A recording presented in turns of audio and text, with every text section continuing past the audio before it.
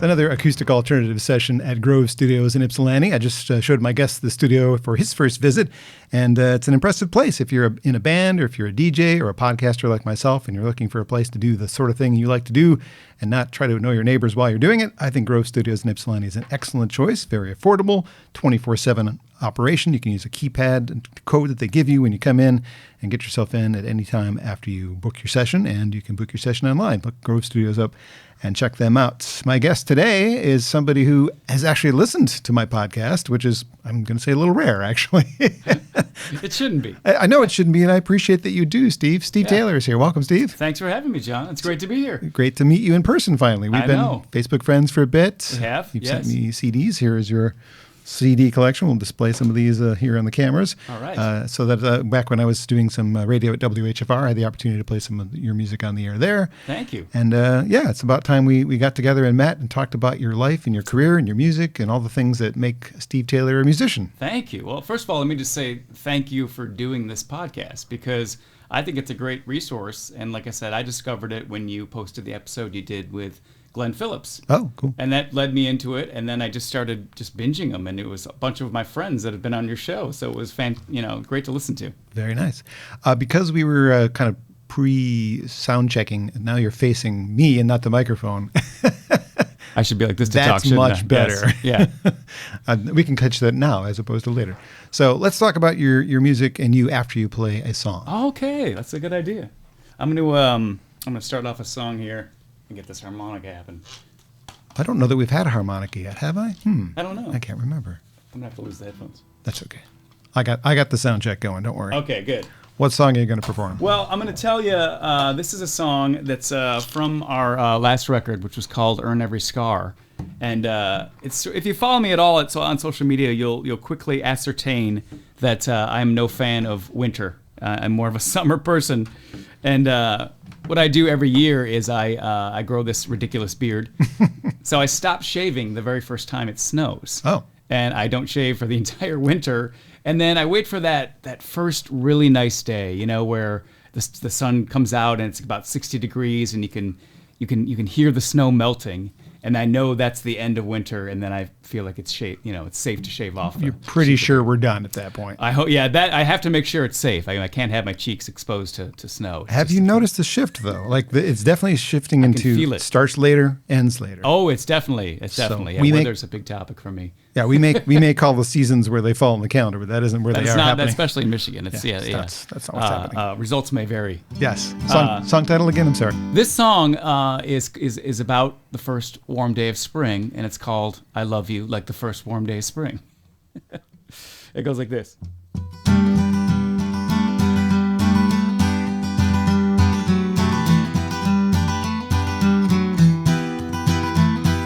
I love you like the first warm day of spring, as the sun shines upon the yellow grass.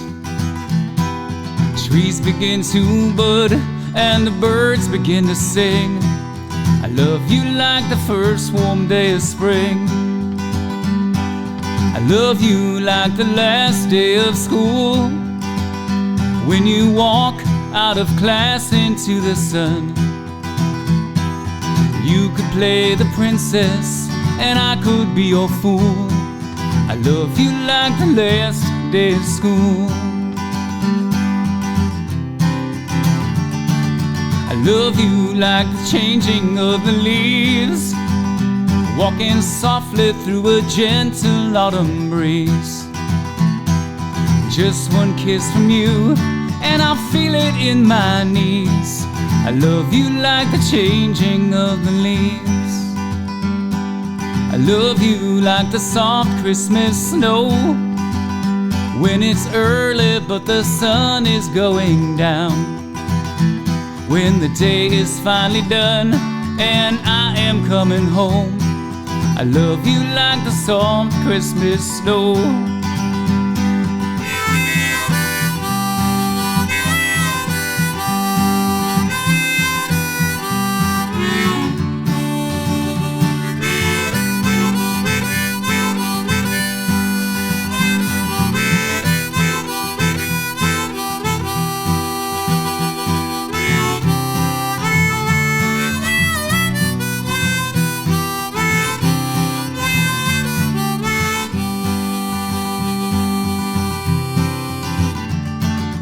love you like the first warm day of spring, when the edges of the lake still have ice. I can feel your warm embrace, and how your lips will taste when I hold you in my arms tonight. I love you like the first warm day of spring, when the sun shines upon the yellow grass.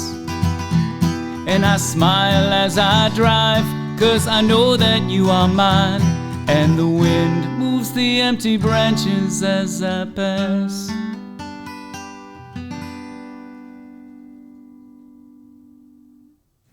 Lovely. First Warm Day of Spring. Steve Taylor's here from Steve Taylor 3. Yes, thank you. This is the album you can find that on.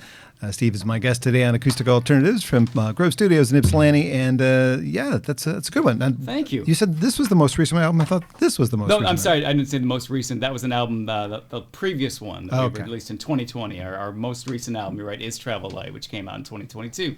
Very well. We'll get to that in a short while. Yeah. Let's go back, way back to young Steve Taylor. Okay, let's go back there. Before we Googled, and we would have found Steve Taylor from the Christian rock band scene, who was born in 1957. Clearly not you. Not me, no, exactly. You're not that old.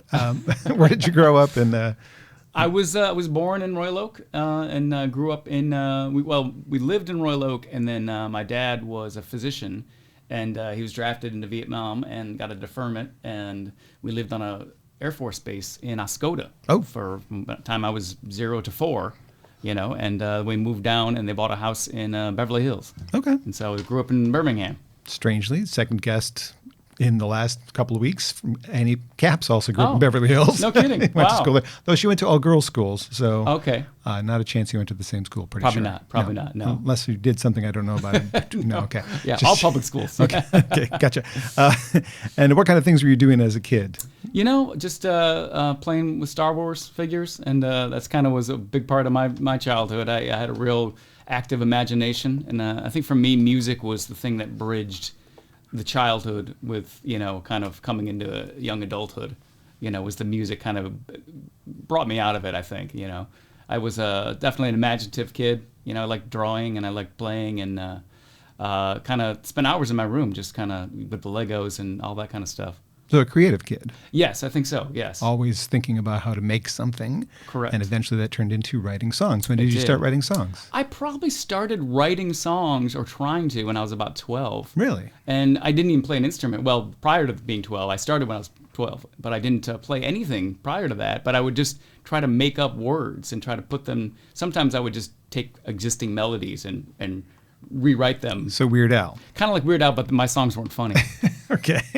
We're just it was an exercise, I think, what it was. It was sort of a stepping stone. It's sort of using the template of an existing song.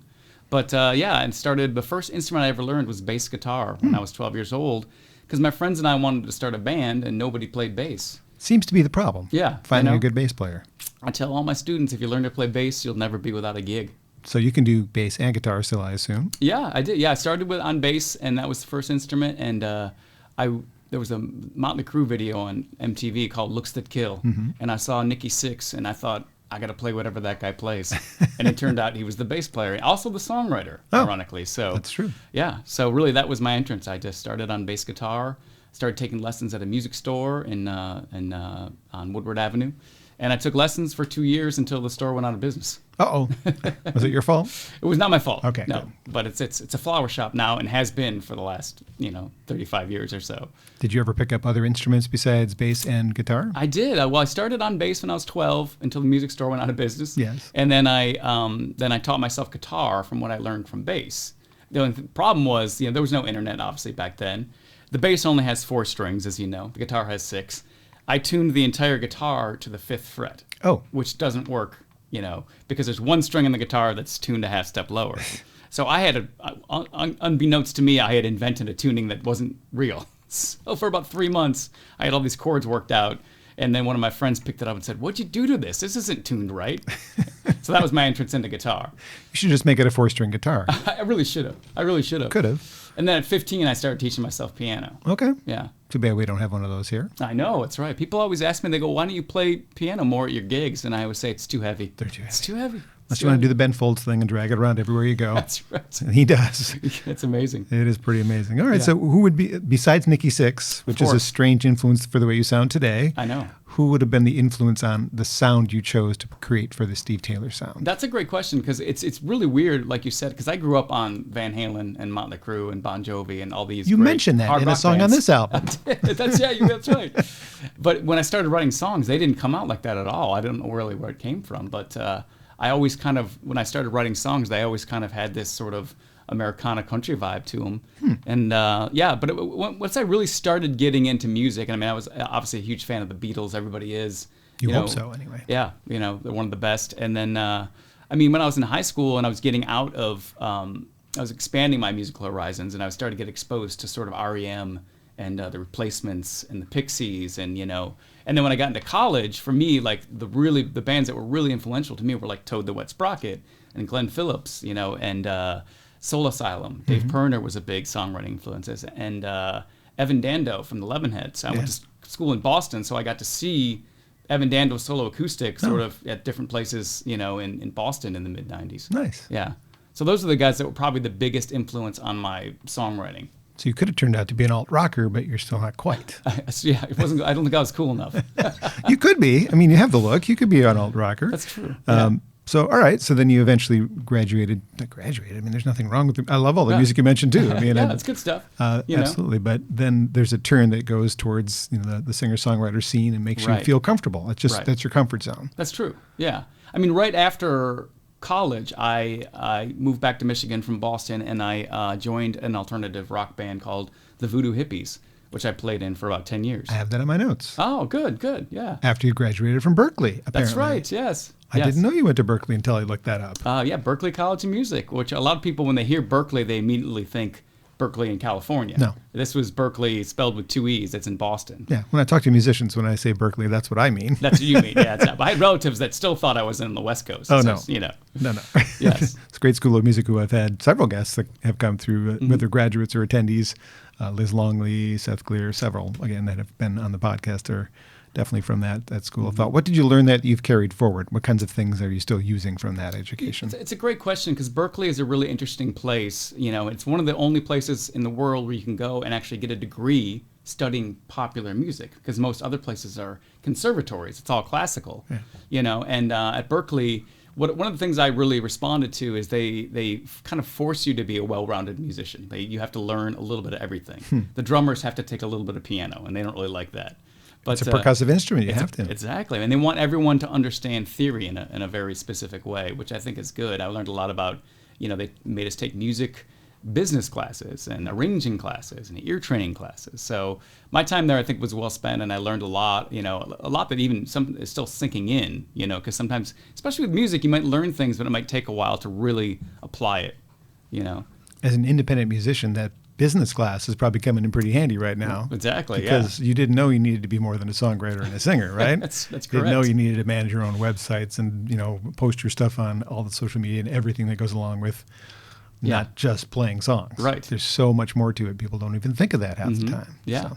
Even the songwriting department, when I was there, was geared more towards writing songs for other people. It wasn't quite geared towards singer-songwriters yet. Okay. So it's kind of interesting. And obviously back then there was no internet. Yes. So it was a different world. Different, yes, very different. So you also went to Wayne State University. Was that before Berklee or after? That was after. I went to Berklee right out of high school. Okay. 18 years old, and then and after I'd graduated Berklee and I'd moved back to Michigan, I was here, back for a couple of years, and just decided maybe how hard would it be to get a master's? And so I didn't really make the decision to get a master's. I made the decision to go back to school and take some classes. And did you finish? I did, yeah. What's your degree? I got a master's degree in music theory. Very nice. Yeah, which was great. I just wanted to learn as much as I could, and I enjoyed my time there. So in addition to performing your own music, you were also a teacher, sounds like. I am, yes, yeah. What else do you do besides the teaching and the performing? Well, that's a great question. I teach private lessons, which I've always done since I graduated college. I've taught mainly guitar and piano. But I teach, ukulele, saxophone, cello, violin, and sometimes I've had students that are interested in songwriting and they just want to work on songwriting. So I've made myself kind of a one-stop shopping for the families that I work for. Sometimes they'll start on piano when they're young and they get into high school and they decide they want to play guitar. And I said, switch to guitar. You can do this. Yes. So I've always done a lot of private lessons, and I always have done it the same way, which is I drive house to house. Do that kind of thing. Yeah. They're comfortable that way. And I've always taught in private schools because I don't have a teaching degree. I have a degree in songwriting from Berklee, and I have a master's degree in music theory. I do not have a elementary education degree, which you need to teach in a public school. That's very true. Though you could sub with your degree. You could sub in any school and make probably a lot of money on a daily basis. Right. But not necessarily teaching music, teaching other things. That's right. Yeah. So the Voodoo Hippies came when you moved back. Correct. Right? So you're just finished with Berklee. You're going to Wayne State. You're down now with Voodoo Hippies. You get a chance to open for some big bands. I read anyway. Yes. Oasis, really? You opened for Oasis? It was incredible because the Voodoo Hippies were already established as a band in Detroit before I joined. They needed a bass player, and they expanded to a 5-piece. And the first big show I did with the Voodoo Hippies was we opened up for Grand Funk Railroad at Pine Knob. Nice. And I, like everybody, grew up going to concerts there. So to be able to open and be on that stage as a performer was incredible. I bet. And then I think it was the next year, Oasis was playing the State Theater. They call it the Fillmore now, but back then it was known as the State Theater. And it was Clubland at one point. Oh, that's Clubland. I forgot about Clubland. I danced there when I used to dance. I remember dancing to Nine Inch Nails there, actually. Wow. Go ahead, sorry. I think we're probably right around the same age. I'm a little older than you. Not by much. Not much. By 5 years, I think.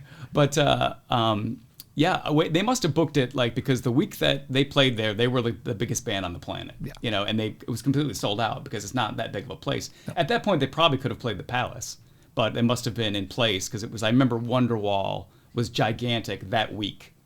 So that was incredible. And the Gallagher brothers already had a reputation for being volatile. So we were told not to look at them, not to talk to them, But we played our set opening up for Oasis, and they stood in the wings of the stage and watched us the entire time. And then, afterwards we ran back to our dressing room and we closed the door. And then all of a sudden, a few seconds later, we heard this.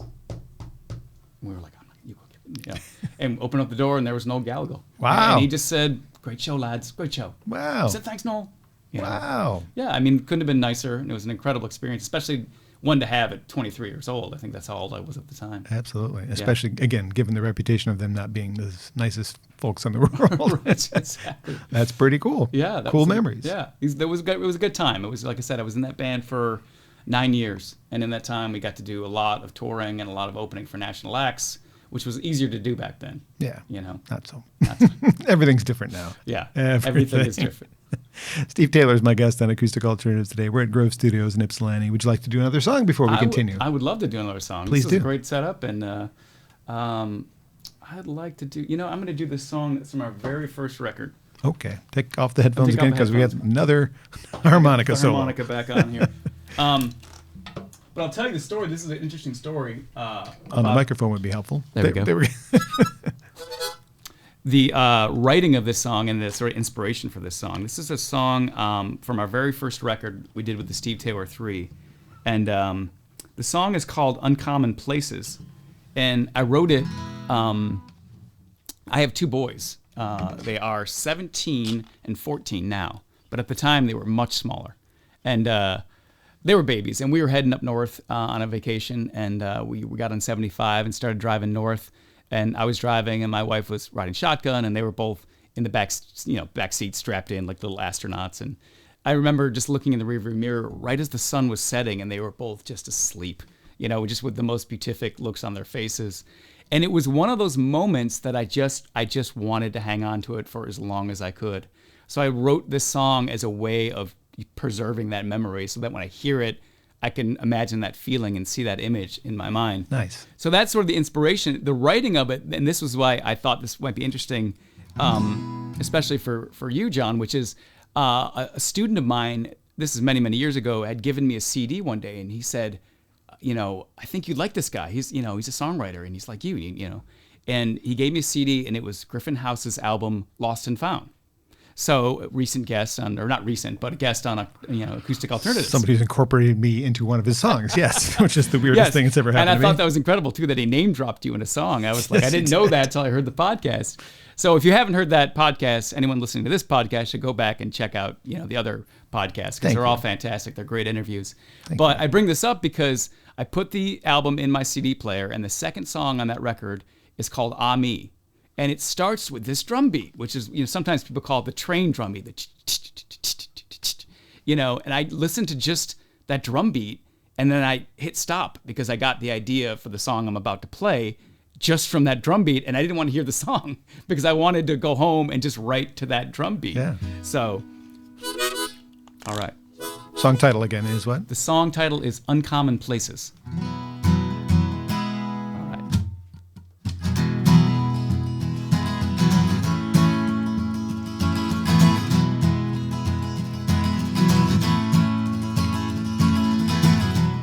Full moon, purple sky, amber waves go rushing by. Out the window of the car, while my children all asleep, safe and sound in the backseat. And as I watch the fading twilight dancing on their faces, I'm finding that the best things in life come these uncommon places. For the past few years, I've been needing one toys, getting used to all the noise around here.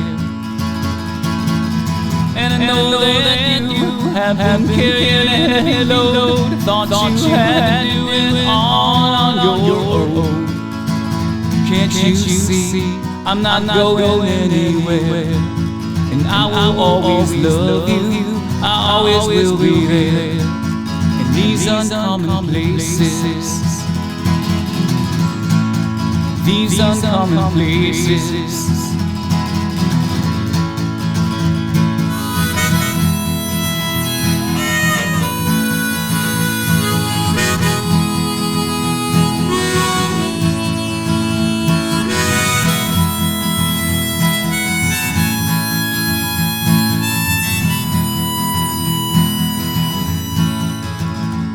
From the moment we're born to the moment we die, there's a million little moments, don't let them pass you by.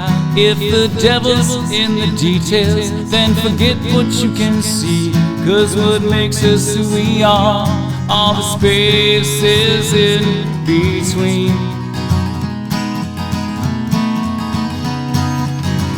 Just a look and no words exchanged, but in that moment something changed.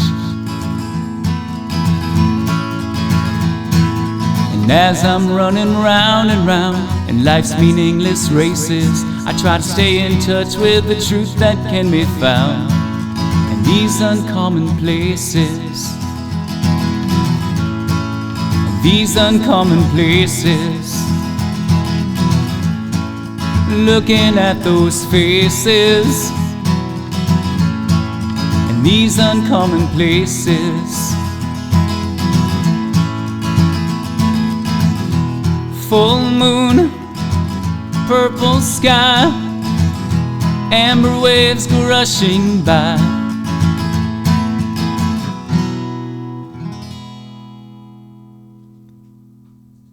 Uncommon Places, Steve Taylor from Steve Taylor 3, or his solo work as well, here on Acoustic Alternatives. And again, we're at Grove Studios, and I'm going to give them a plug because they are so kind to me. They were the ones who encouraged the whole idea of a podcast in the first place. And without them saying, hey, be a guest on our podcast, we want you to do your podcast here. Okay, let me try it out. And so I became kind of hooked coming in here and feel comfortable, and I think you would too if you're a podcaster or a band looking for a place to play. You saw it, Steve. Yeah, it's great. It's great. Pretty cool place. So check out their website. I don't have it memorized, even though I look it up all the time, but it's simple as going Grove Studios, Ypsilanti, and you'll find it pretty easily.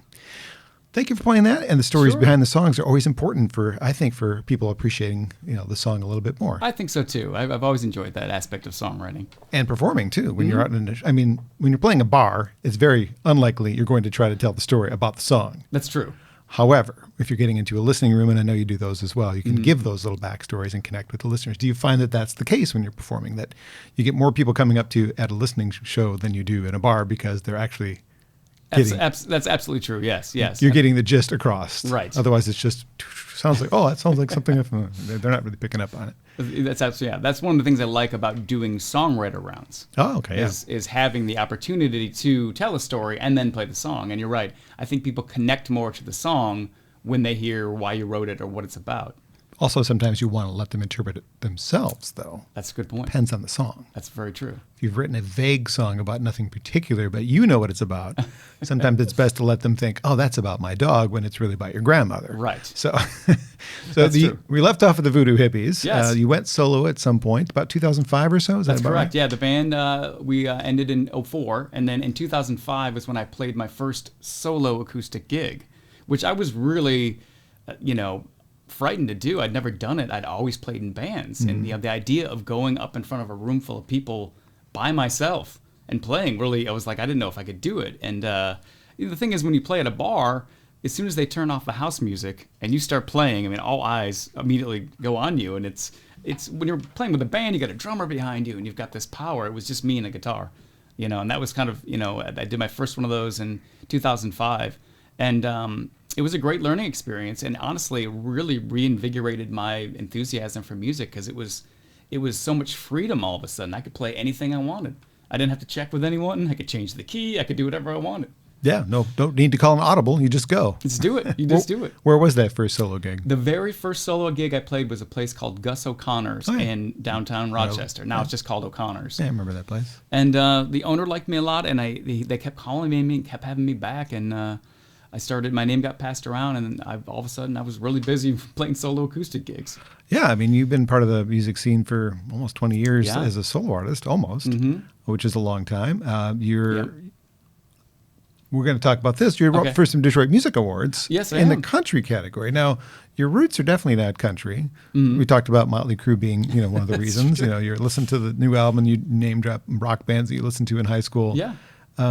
You're not really a rock artist. You're not really a country artist, but you're up for country music and Americana, which of course actually makes much more sense to me. But the Detroit Music Awards, he's up for Outstanding Vocalist, Songwriter, Americana Group, Americana Recording, Instrumentalist, and Country Recording. Yes. High five. Congratulations. That's you. pretty awesome. It's an honor. It really is.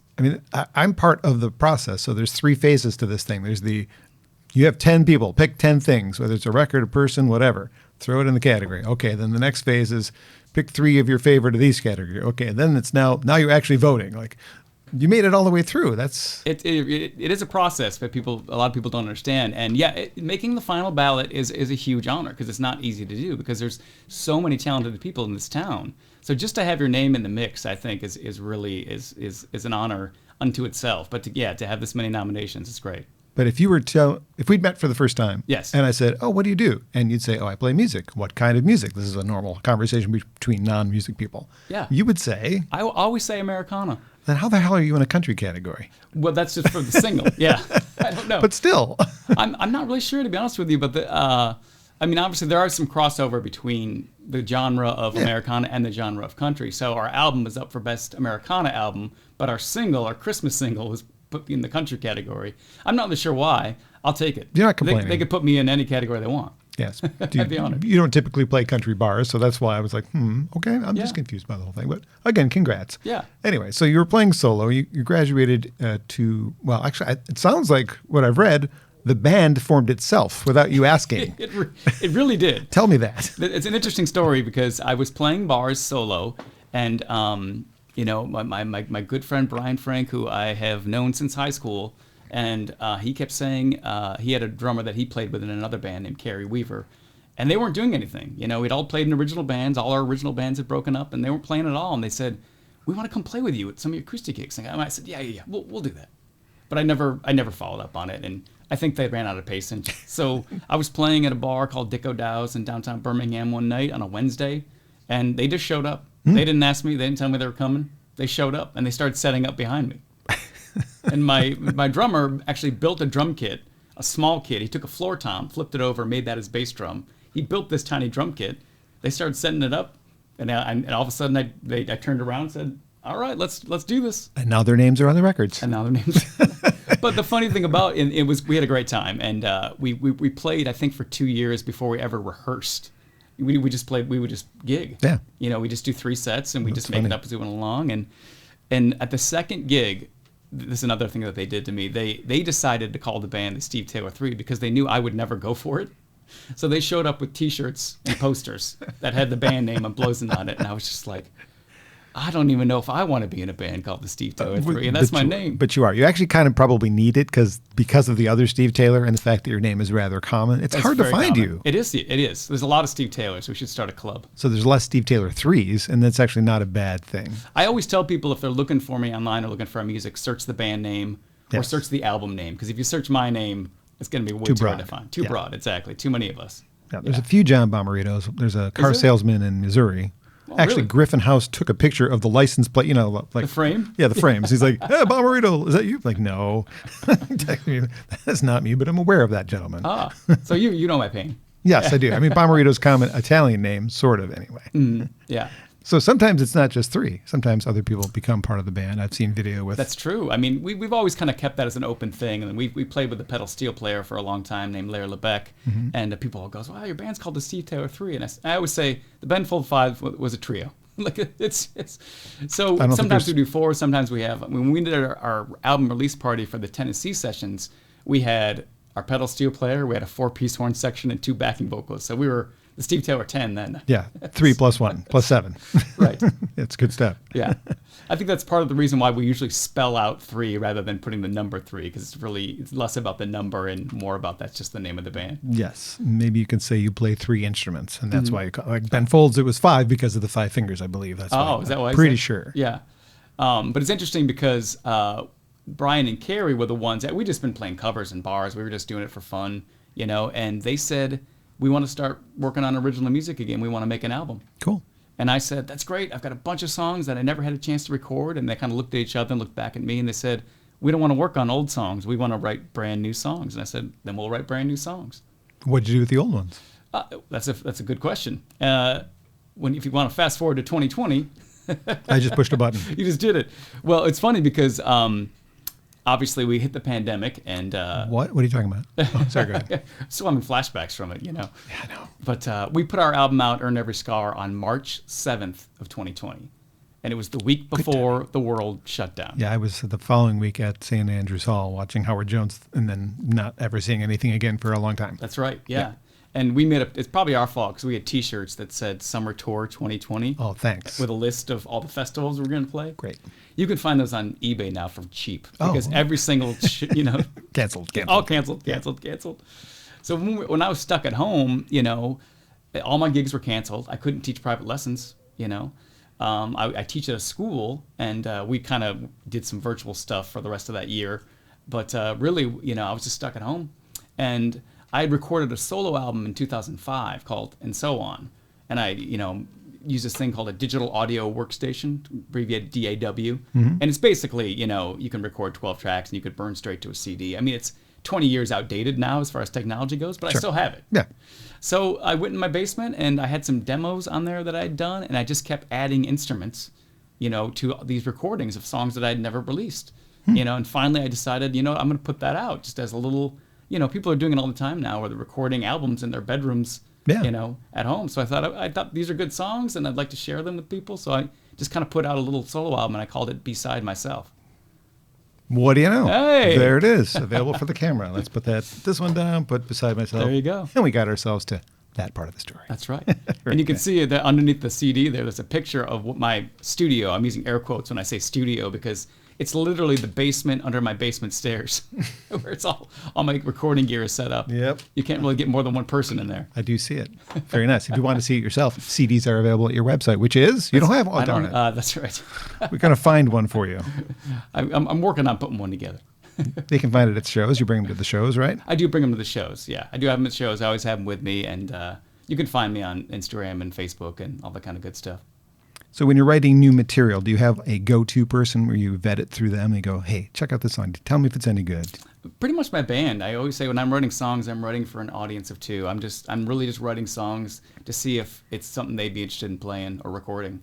And that's kind of how we operate. And then once I bring it into them, we share all the songwriting credits equally just because I wouldn't have written any of these songs without Brian and Carrie. And we get in the practice room and we all help arrange them and put them together. And all the songs are always better after they've been filtered through the band, in my opinion. Good. Yeah. Nice to have people to go to on that. It is, and people that I've known for a long time and that I trust, and there's just 3 of us, so there's less people to disagree with. That's right. Another song? Let's do another song. Yeah. I'm going to let you do it. I'm not singing. Okay. All right. Okay. What song is it? Let's see. What song should I play? I don't know. Play the one about, if you're prepared to, the one you wrote about your dad and your family and the house. Oh yeah, This Old House. Yeah, because we've mentioned it twice already. We have. We should follow that up. For probably, so people know what we're talking about. Yeah, this is a song that's on our record. The record's called Travel Light. Move it back up front. Yep, put that one up front. Not sure what the camera angle is doing because I can't see the cameras. Well, like I said, my parents bought a house in Beverly Hills in 1977, and they lived there until about 5 years ago when they sold the house. And obviously I knew someday that was going to be a thing, but I wasn't quite prepared for it emotionally. Mm-hmm. And ironically, Brian Frank, my bass player, when he was starting his family, they bought a house in that neighborhood. So every week I go to rehearsal at Brian's house and I get to drive by my old house. Strange. But I always say I wrote this song because it was cheaper than going to therapy, just to get all the memories out, So the song is called This Old House. It goes like this.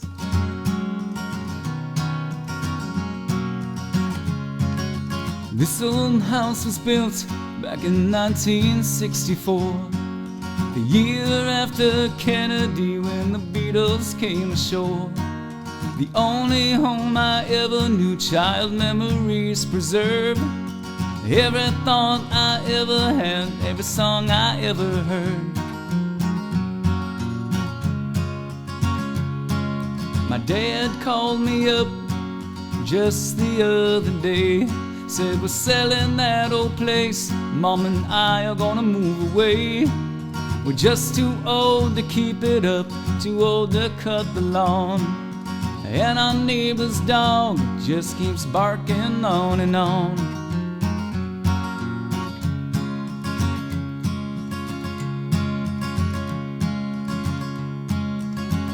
Well, I know you understand that it has to be this way. I always knew the day would come, I didn't know it was today. It's just brick and wood, drywall, paint and stone, but it's a place within my heart where I never felt alone. Now there's a gold river of memories flowing through me now.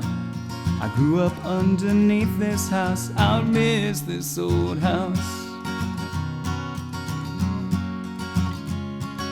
I had an older brother in the room next door.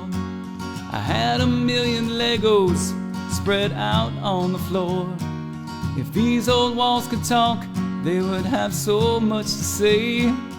BB guns and broken glass and all the games we used to play. The basement where I built the spaceship underneath the stairs. The bed in which I used to sleep with my favorite polar bear. The posters of my heroes covered ceiling to the floor. Van Halen by the window and Bon Jovi on the door. I front the street in which I learned to ride my bike. Above the stars I wished upon when I couldn't sleep at night. The fireplace I sat in front on the coldest Christmas Eve. In the town I loved, but couldn't wait to leave. It's not the same, so much has changed between then and now. I've got a family of my own, but I miss this old house. Games have kicked the can, and the tree that broke my arm. Burning wrapping paper, setting off the smoke alarm. The bathroom that once got destroyed when some fireworks went wrong.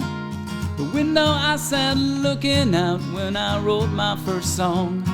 The refrigerator that displayed our first attempts at art.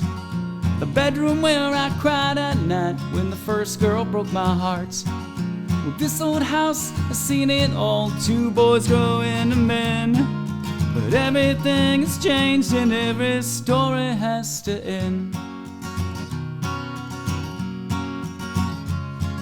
I'm older now and I know that one day I will be too old to climb the stairs, too old to trim the tree. I'm sure my boys will feel the same as I am feeling now, and the circle will complete itself. They'll miss this old house. This old house. This old house.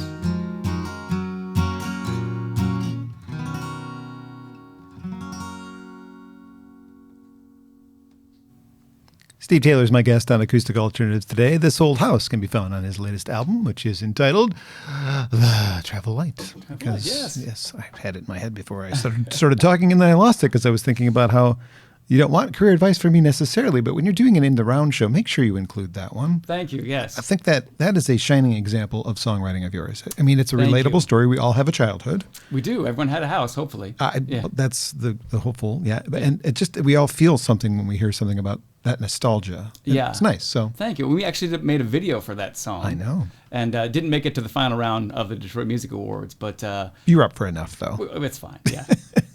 But it was great because it was like a few years ago, my mom gave me a little stick, and it was like all these pictures. My dad used to take slides, in the carousel, and she had them all converted to digital. And I was going through all these pictures, and there's pictures of the room, and everything that's in the song ended up in the video. And I got childhood pictures from Brian and Carrie too, and we kind of put it together. So if you want to see Steve growing up, it's right there. That's right. Yeah, you can see it. What were you going to say? You said but, and I interrupted. I was just going to say that my parents obviously loved that song, but I remember when I first wrote it, they had sold the house, but they hadn't moved out yet, and I came to them with a guitar. I'm like, I got to play this song.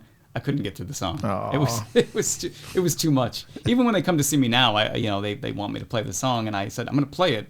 I'm going to look at a fixed spot on the wall, because if I look at my parents, my dad, he's very funny because he'll yell out, "That's true, it's true." He likes to let people know that everything in the song is true. When I was preparing for the interview, a lot of times I'll dig in deep. And you sent me all the CDs. Yes. I appreciate that. So I was listening, and really what stood out to me as I was listening to your lyrics, and this is not anything but an observation, you're a sensitive guy. It's true. It's very true. And we talked about I was a sensitive kid. I was a sensitive, artistic kid. I wasn't much interested in sports, and that kind of went into adulthood. And I think the older I get, especially having kids and having my kids get older, I always say the harder it gets to control my emotions, like the older that you get, And I don't think that's something that I'm going to shy away from. I'm kind of leaning into it with the songwriting, Be human. Be human, yeah. Because we can relate that way. Right, yeah.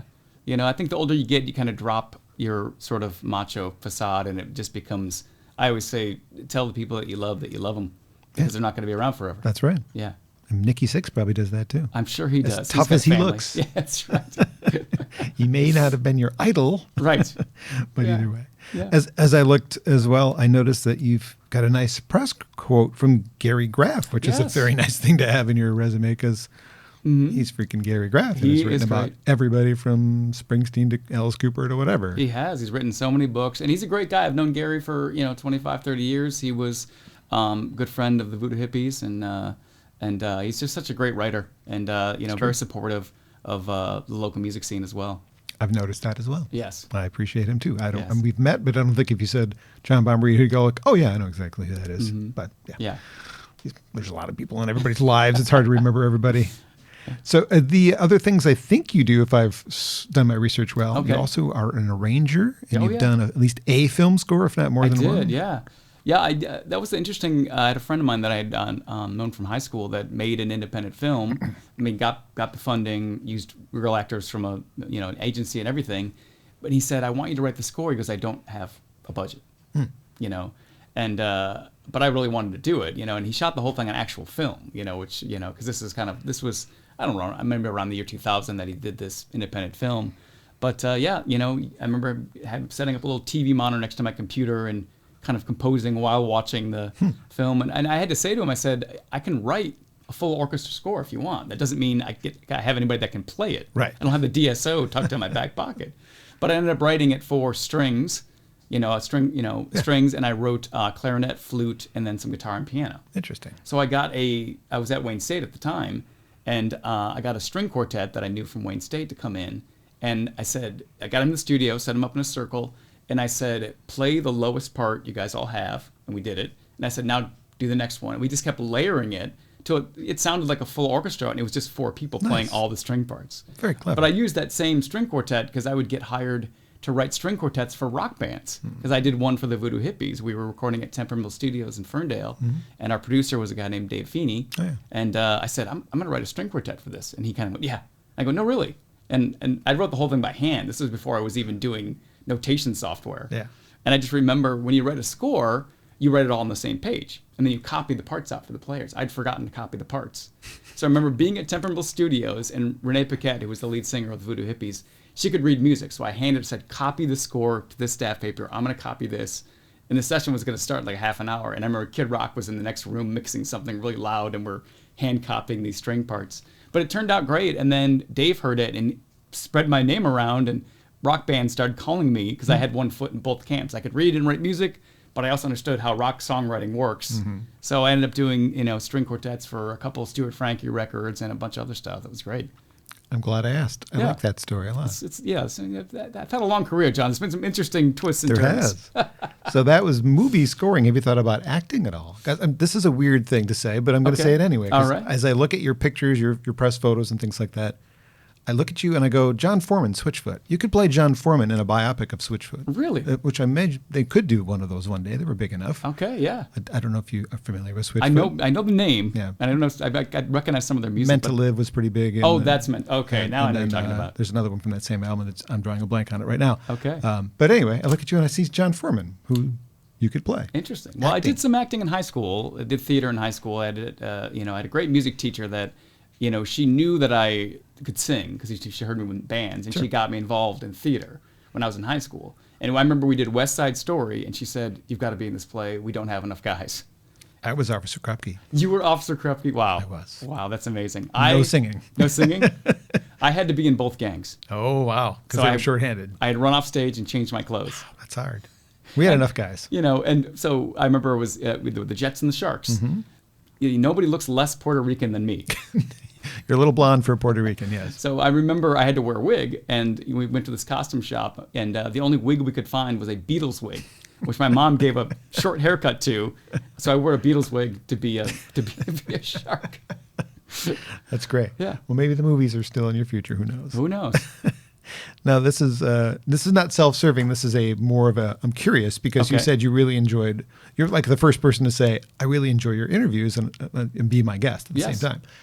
And you even said to me, I think in one of our conversations before this, I've listened and wondered how I would answer that question. Right. Can you think of any of those questions that you would have wanted to answer if I'd asked you those questions? That's I probably should have written them down as they were coming up. But okay. I thought I listened to your, like I said, Glen Phillips is one of my idols, and I got to open for him once, and that was a huge thrill for me. And not only did I thought your interview was great, I thought that sometimes you listen to podcasts and when people are trying to play it doesn't sound, but yours sounded really good. Thanks. Like you could release those recordings as an album. Sometimes, I think. Yeah. The other thing I noticed about your interviews, which I really appreciated, it was very subtle, but when you have younger artists in here, you're offering some really solid advice to them. I'm trying to help. And the reason I'm doing this is to help you guys. Yeah, and I really liked that. Like you would ask people, "What happened to this project?" Well, you should do that. I thought that was great. I'm like, he's actually trying to help these people. I am. Sincerely, yeah. I am. That's why you're here. Yeah. I mean, I know you don't really need my help, but why not? No, I'm honored to be here because I feel like I already know you because I've listened to so many of your interviews. That's me. I'm just being me. Right. When people meet me after having been on the radio in Ann Arbor for 15 years, you sound just like it. Of course I sound just like it. I'm just talking to you. I'm not like, hey, it's John, and I'm on. Like, there's no fake voice. There's no fake radio voice? No, there's just me. I'm just being me. Right. But there were no particular questions that stood out, though. Nothing I come up with. Okay. I'll probably think of one on the way home. Well, that's okay. That was an actual thing I wanted to ask you because you said that. I'm like, well, I wonder what those questions are. Wonder what my favorite questions I've ever asked somebody that you thought were good. What about a job interview question that I hate? Where do you see yourself in 5 years? I hate that question. That's, I've never really done that projecting thing where you try to come up with where you're going to be in 5 years. You know what I mean? Especially once you get to a certain age, you just go, okay, I'm doing what I'm doing. I think, and we've talked about this with the band, which is, it's so easy to release music now, even though no one's buying CDs. With a couple of mouse clicks, you can have global distribution. Yeah. You know, so even though no one's making any money off it, you know, it's easy to get your stuff out there. And I just want to keep writing songs and just putting as many of them out there as I could. I guess the realistic way to ask that question is, where do you want to be? What level do you want to be playing? Like, do you want to be playing listening rooms? Do you want to be playing Royal Oak Music Theater? Do you want to be playing the Palace? You know, we've talked about it with the band, which is, you know, I don't really particularly like stadium concerts, but baseball stadiums weren't built for sound. They weren't. You know, I don't like going to those big concerts. It just feels like, you know, someone asked me what it sounded like. I saw a concert at Comerica Park, and I said, it sounded like you took a boombox and you put it in your bathroom and then went 2 rooms over and tried to listen to it. There's shows I've been interested in seeing at Comerica Park, and I'm like, nope, not going to do it. So I like theaters. I mean, I like the Royal Oak Music Theater. I like, you know, the Fillmore and the Fox is just a great. These are really great venues to hear or see a performance. You know, or a listening room like the Arc. Or the Arc is great, and I live in Lake Orion. 20 so Front Street. 20 Front Street is I'll probably be there my this favorite. week. Well, you really. In fact, the song I played for you, Uncommon Places, when they were building 20 Front Street, they contacted me because they did that series called Songs in the Dirt, and I played Uncommon Places standing on a dirt floor with a cinder block wall, and and I remember Alan, the owner, walking me around and saying the stage is going to be here and the cafe is going to be here, and I'm just looking around at this abandoned building and saying, you're going to do this in my lifetime, right? Because this sounds great. It's a lot of work. And I came back a year later, and he'd done everything he said he was going to do. It's a beautiful place. It is beautiful. And before the pandemic, I was doing 2 different songwriter rounds. I was doing one at 20 Front Street and one at a country bar in Royal Oak called the Dixie Moon Saloon. Oh, yeah. So I was doing 2 a month before the pandemic, you know, which I learned to do because I have a good friend. His name's J.T. Harding. He lives in Nashville, but he's from Detroit originally. And he's written 7 #1 country songs. No. And he really got on the map from writing Smile with Uncle Cracker. Oh, okay. And he invited me to come to the Bluebird Cafe and play with him, which as a songwriter is like the Super Bowl. It's like, you know, that was the first songwriter round I did was at the Bluebird Cafe. And after that was, I think, in 2014. And then I came back and there was a bar in Birmingham called The Bird and the Bread, who came to me and asked me to start hosting a monthly songwriter thing, which I was thrilled to do. And we did that, I think, for 2 or 3 years, every month. And I met so many talented songwriters just from doing that. You know, a lot of your former guests, I met through doing that show. Very cool. Yeah. So, and then, like I said, you know, after the pandemic, that got shut down, and you know, but just started up again at this great new venue in Oak Park called Berklee Coffee. I have yet to go. I meant to go. I was going to go see Michelle Held and who she was playing with, and then that one got snowed out, and then the rescheduled date I couldn't make. And so, yep. Yeah. Anyway, I'll get there. You will. Okay. Yes. Steve Taylor is my guest. You can find music from him as both Steve Taylor Solo and Steve Taylor 3. Probably easier to look for 3 and back up, as we discussed earlier, because at the moment there's no website to point you to. There's Facebook pages. There's SoundCloud. No, SoundCloud? There's a SoundCloud, yeah. Yeah. All those things are out there. We'll put links that I can possibly link in both the audio versions of this podcast and the video versions of this podcast. One final song? Absolutely. What will it be? That's a good question. Something you haven't recorded yet? Do you feel comfortable giving me a new one? I'm going to give you a new old song. Okay. If that's going to make sense. Yes. Song you haven't released yet. It's interesting. It's a song. After doing the Beside Myself solo album, and I was kind of spurred on by, you know, there was a bunch of songs that I wrote when I was in Voodoo Hippies, but I wasn't the lead singer. We had a fantastic lead singer named Renee Paquette who has sung on all of our Steve Taylor 3 records. I drag her out, you know, and make her come to the studio, make her do shows with us because she's my favorite singer. But I wanted to revisit some of these songs just because I missed playing them, because that band, it's been almost 20 years since that band broke up. And when you write songs in a band setting, sometimes, you know, especially when there's 5 people, things get changed around a little bit. It becomes a bit of a committee. And so some of them turned out drastically different than when I wrote them, and some of them didn't. But I'm going to play a song now that I wrote while I was in the Voodoo Hippies. And this wound up on the soundtrack to a TV show called Dawson's Creek. Oh, well, I've heard of that. I've never seen the show. I've never watched it, but I've never watched it either. I mean, you know, Paula Cole's I Don't Want to Wait was the theme. Paula Cole, also an alumni of Berklee College of Music. And somebody who strangely, when I had her in the studio when I worked in Ann Arbor, was so grateful for me not forgetting that she existed and having her and gave me a kiss. Like, whoa, really? Okay, thank you. Oh, that's excellent. She likes me. That's amazing. That's good. Yeah. Okay, so this song is called Without. And I wrote it many, many years ago. Strangely enough, I've heard you talk with a lot of your guests about the differences between streaming, and the royalties that you receive from that. This one still pops up for me. This is sort of like the gift that keeps on giving, because there's two performing rights places that collect the money. There's ASCAP and there's BMI. So I'm a BMI affiliated. So every quarter I get a statement, and it looks very impressive. It lists all these different streaming services, and it's pages and pages long. And you get all the way down to the bottom, and you've made $3.26. So, Hug. Probably a topic for another time. But this is the song that was on Dawson's Creek, and one quarter I saw my royalties for this song jump up to $30, and I was like, what? I thought maybe somebody misplaced a decimal point or something went wrong. Netflix added Dawson's Creek. So the sync licenses are still a way to make money. So this is a song I wrote. I mean, I was probably 20 years old when I wrote this song, and it means a lot to me. It was one of those songs where I think it was the last summer I lived at my parents' house, because I was 20. After that, I was renting houses with friends, and I remember just coming home every night and playing the same two chords over and over again, and just kind of free associating, right?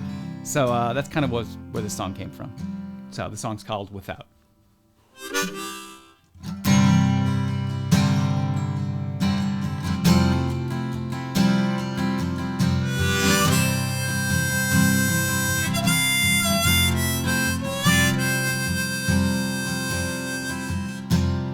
Alone again, as I often am.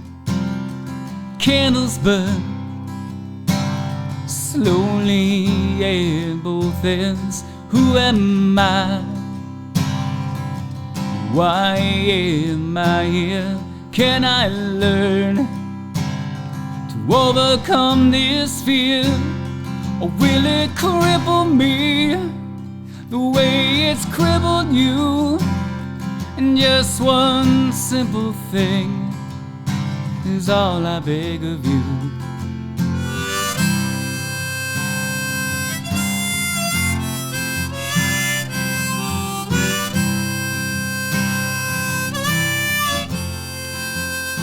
And I laugh sometimes, though it's more infrequently. I still love, but now it's everything but me. So let's discuss the greater scheme of things, life itself, and the pain it brings. Well, it's too much for me. Is it too much for you? I guess a change of scene is so long overdue.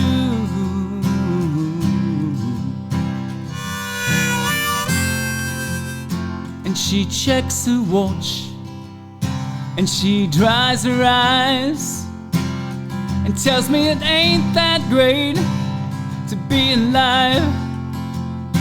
And I must agree with her.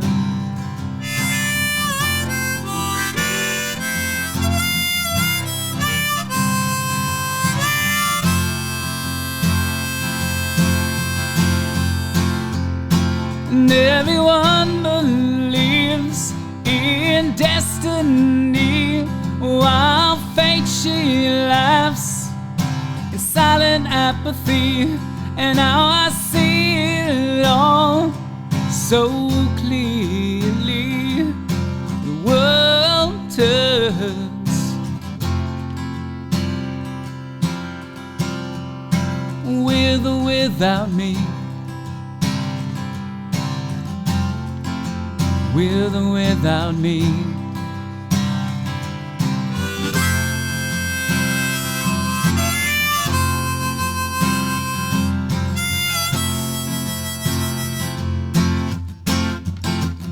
And she checks her watch, and she dries her eyes, and tells me it ain't that great to be alive.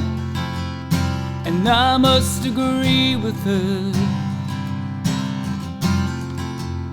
And I must agree with her. Well, I must agree.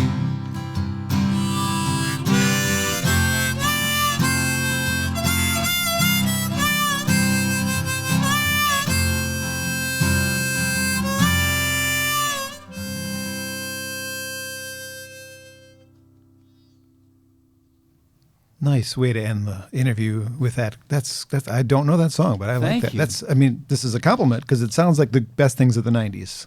It's you can kind of see where its place was in the mid 90s. I can actually. And the reason why I wanted to play that song for you is I played it at a songwriter round, and one of my friends says, "Oh, I love that song. Do you have a copy of it?" And I sent her the version we recorded with the Voodoo Hippies, which Renee sings an incredible. She's a very, very powerful voice.